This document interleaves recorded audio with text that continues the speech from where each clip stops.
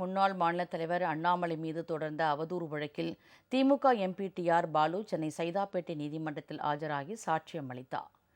திமுக முக்கிய நிர்வாகிகளின் சொத்து பட்டியலை கடந்த 2023ஆம் ஆண்டு வெளியிட்ட அண்ணாமலை, டி.ஆர். பாலு மற்றும் குடும்பத்தினருக்கு 10,000 கோடி சொத்து இருப்பதாகவும் கூறியிருந்தார்.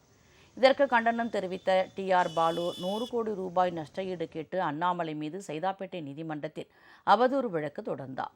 இந்த வழக்கு இன்று மீண்டும் விசாரணைக்கு வந்தது.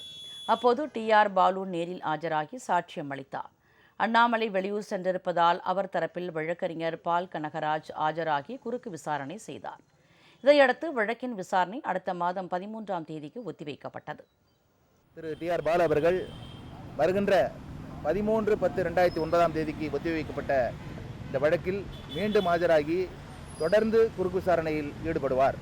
தலைவர் அண்ணாமலை அவர்கள் வருகின்ற 13/10/2025 அன்று குறுக்கு விசாரணையின் போது நீதிமன்றத்திலே இருப்பார்.